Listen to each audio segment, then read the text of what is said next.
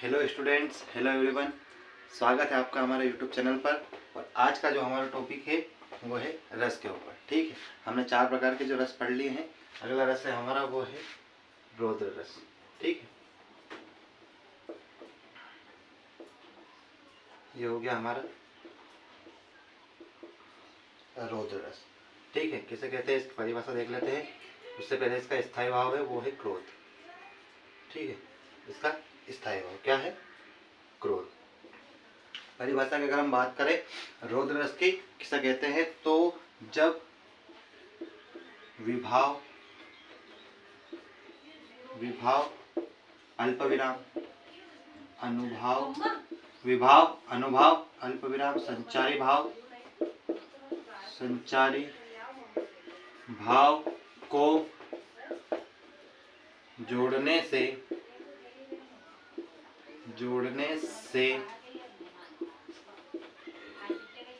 क्रोध नामक स्थायी भाव उत्पन्न होता है, वह रौद्र रस कहलाता है।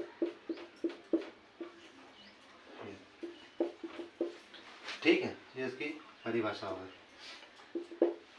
जब विभाव अनुभाव और संचारी भाव को जोड़ने से क्रोध नामक स्थायी भाव उत्पन्न हो जाता है तो वह रौद्र रस कहलाता है।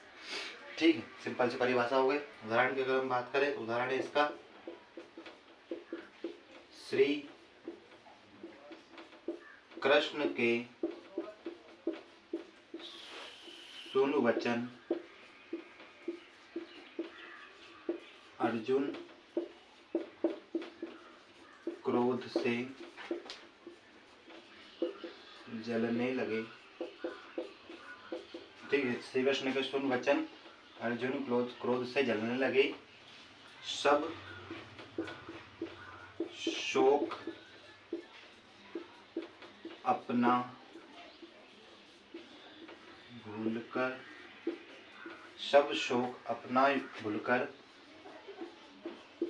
करतल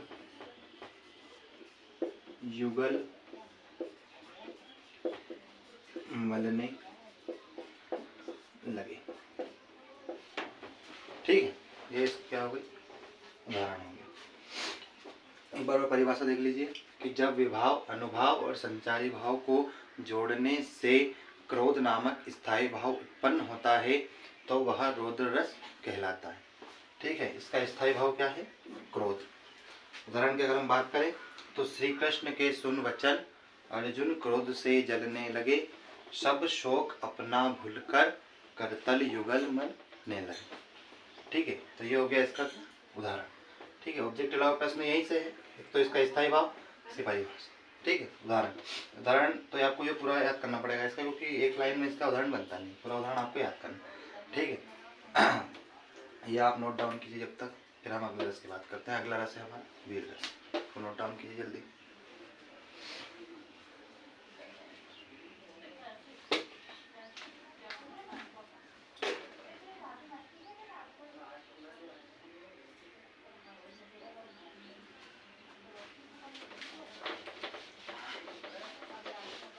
ठीक है, ऐसी वीडियो अगर आपको चाहिए तो आपको जो है चैनल को सब्सक्राइब कीजिए, लाइक कीजिए और शेयर कीजिए।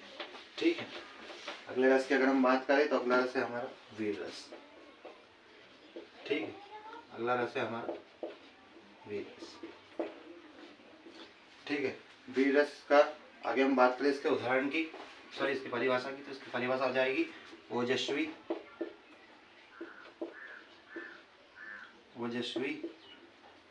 वीर घोषणाओं या वीर गीतों को सुनकर या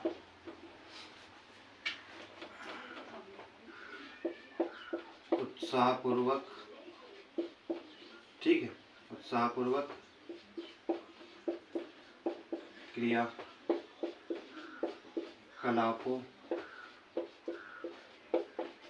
को देखने से, ठीक है, ओजस्वी वीर घोषणाओं या वीर गीतों को सुनकर या उत्साहपूर्वक क्रियाकलापों को देखने से कौन सा रस जागृत होता है?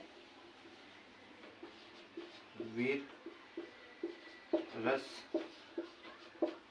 जागृत होता है, ठीक है, वीर रस जागृत होता है या वीर रस क्या है उस टाइम पे उत्पन्न होता है, ठीक है। इसका वीर रस का स्थायी हो जाएगा उत्साह, ठीक है, ये हो जाएगा इसका स्थायी भाव। उदाहरण की अगर हम बात करें, सिंपल सा उदाहरण है इसका, कोई सा भी लिख सकते हो कि खूब लड़ी मर्दानी वो तो झांसी वाली रानी थी, खूब लड़ी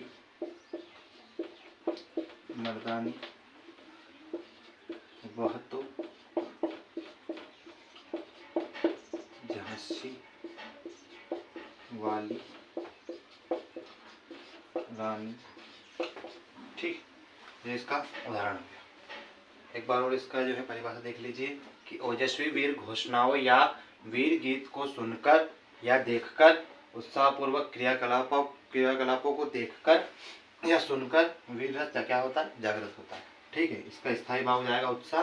उदाहरण की अगर हम बात करें तो इसका उदाहरण हो जाएगा खूब लड़ी मर्दानी वह तो झांसी वाली रानी थी, ठीक है, एक लाइन में जो इसका उदाहरण हो जाएगा, ठीक है। एक और इसका उदाहरण लिख सकते हो आप, वह खून कहो किस मतलब का जिसमें उबाल का नाम नहीं, ठीक है, ये एक और इसका जो है उदाहरण हो जाएगा। बाकी क्या है, हमको तो एक लाइन का ये सिंपल से जो हम बचपन से ही जो है सुनते आ रहे हैं इस उदाहरण को, तो आप जो है ये उदाहरण इसका याद कर लीजिए, सरल भी है और याद हो जाएगा, ठीक है। तो ये इसकी परिभाषा हो गई, ये इसका उदाहरण हो गया, ठीक है। तो आज के वीडियो में हमने जो है 2 रस की बात की है। पहला है हमारा वीर रस जो हमने पढ़ा है, दूसरा है जो वो है हमारा रौद्र रस, ठीक है, रौद्र रस भी हमने पढ़ा और वीर रस भी पढ़ा। चैनल अगर आपको अच्छा लगे तो चैनल को लाइक कीजिए, सब्सक्राइब कीजिए, कमेंट से कीजिए, और जो इससे संबंधित जो भी प्रश्न आपको अगर चाहिए तो वो आपको चैनल पे मिल जाएंगे, ठीक है। Thank you students.